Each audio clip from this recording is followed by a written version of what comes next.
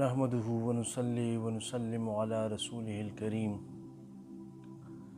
अम्मा बादु फ़ाऊज़ु बिल्लाहि मिनश शैतानिर रजीम। बिस्मिल्लाहिर रहमानिर रहीम। अला इन्ना औलिया अल्लाहि ला खौफुन अलैहिम व ला हुम यहज़नून। सदक़ल्लाहु मौलानाल अज़ीम। मुहतरम नाज़रीन व सामिईन,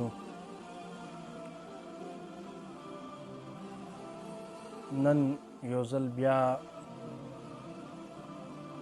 ستاسو په حضور کې د سیدنا و مولانا و شیخنا قطب الوقت سید فرید الدین عطار رحمت الله تعالی علیه تذکره کول غواړم. دا مصنف د تذکرة الاولیاء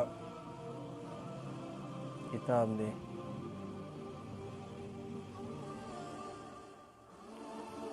دوی مبارکو څلوېښت پورې کتابونه تصنیف کړي دي.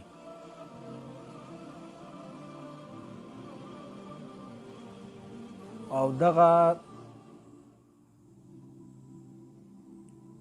یو کم څلوېښت کتابونه دا د اشعارو په زمره کې لیکلي دي.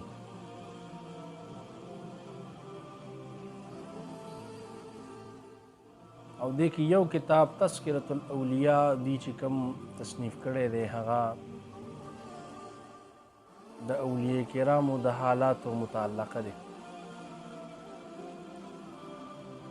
د دوی مبارک خپل نوم محمد دی او لقب فرید الدین ورته میلاو شوی دی. او د دوی د والد ګرامی خپل نوم ابراهیم دی. او دوی د نیشاپور یو کلی کتکن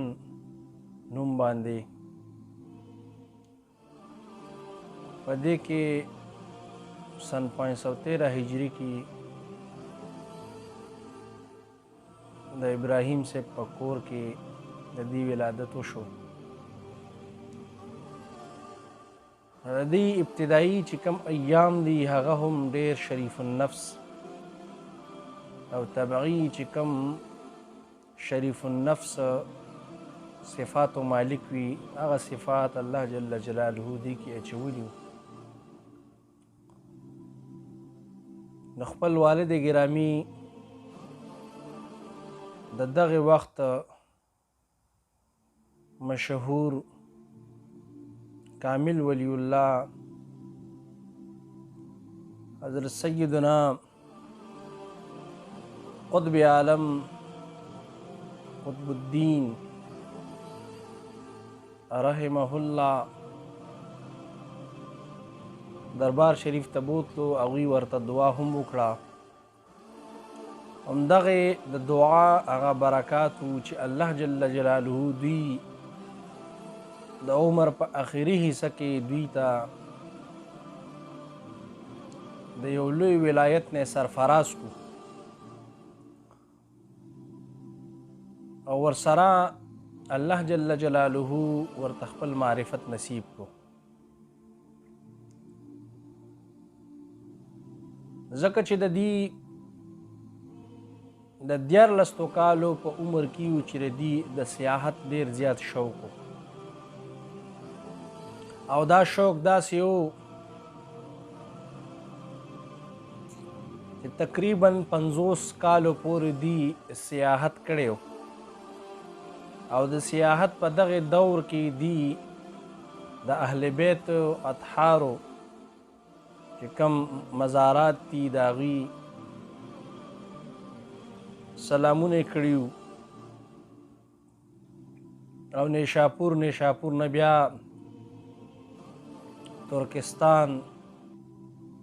خراسان هندوستان پورې دی راغلي وو.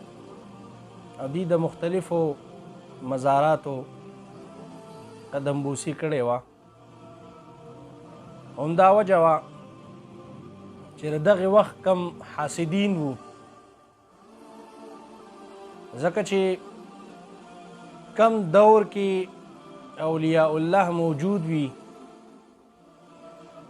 نو اولیاء الله سره په دغه وخت کې حاسدین هم چې دی هغوی راځي او د دغه اولیاء کرامو سره د بغض او د حسد او ورسره پوره کوي. نو همدا وجه وه چې دوی باندې د رفض چې کوم یو بد لقب ورته ووایه دغه پې ولګېدو چې دا رافضي شوی دی، یعنی دا محب د اهل بیتو دی لہذا دا رافضي دی. نو دغلته کې خپل چې کوم د دوی علاقه وه نیشاپور کې د دوی ژوند ډېر زیات لنډ تنګ شو. نو دوی مجبوراً دا خپل نیشاپور چې کوم کلی او دغه یې پرېښو او یو بل کلي ته هلته کې دوی رحلت فرمایو چې دغه کلی په شادیاخ نوم باندې مشهور و.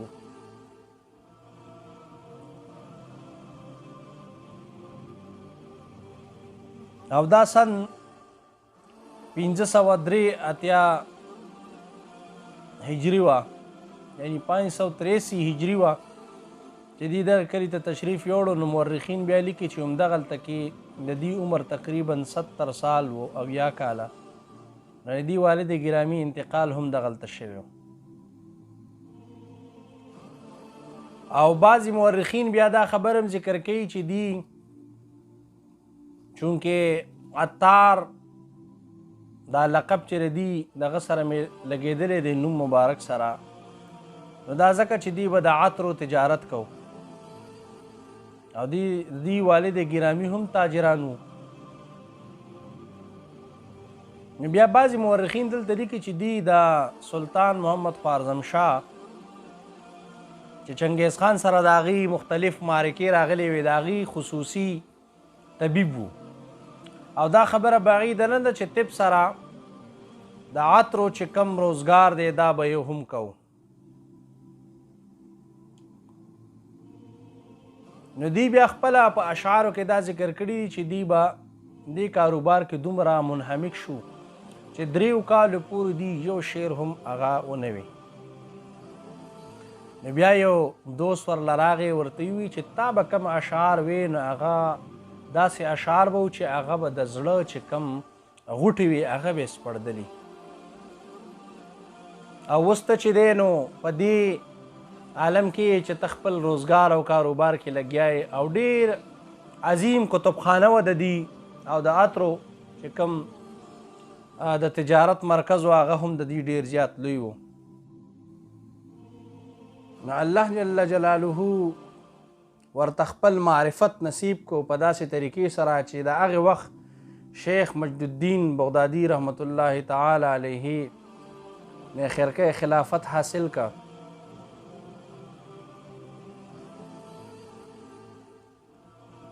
او د دغې نه بعد دوی مبارک خپل اشعارو کې دا ذکر کړي دي چې زه ډېر زیات د بیچارګۍ په عالم کې یم، ویسه وینم چې په خوب کې د حضور نبی کریم صلی الله علیه وسلم مبارک راله خپل دیدار راک. او وی چې څنګه ما محبوب علیه صلات وسلام مبارک ولیده وی زه ورته وارفته د محبوب علیه صلات وسلام د مې ورمنډې کې وی هغې مبارک رانه لاس ونیوه او وی بیا یې راته وفرمایل چې ته زما د اسرارو لایقي او د هغې انعامات هم لایقي چې کوم الله جل جلاله په ما باندې کړي دي. نو الله جل جلاله زما په زړه کې دغه انعامات ودیات که ما لی راک. او زما د زړه سترګې بینا شوې. همدا وجه ده چې دی د خپل شهادت چې کم تذکره د هغه بیانوي او سن وفات یې هم دا دی چې کله مغلو بلکې چنګیز خان چې کله حملې کولې نو په دغه وخت کې د سلطنت مغلیه چې کم لشکر و هغوی دی ونیوه چونکې دی ډېر زیات ضعیف العمر و نو بعضې اسپایان یې ونیوه هغوی ورته وویل چې یاره موږ به دا قتل کوو چې کله به یو اراده وکړه د دې لوی کرامت دا و چې بل ورته چې دا مه وژنه دا خو ډېر زیات ضعیف العمر دی نو چې لږ وړاندې لاړی بل ورته وویل چې یاره دا مه قتل کوئ دومره زره دیناره به زه درله درکړمه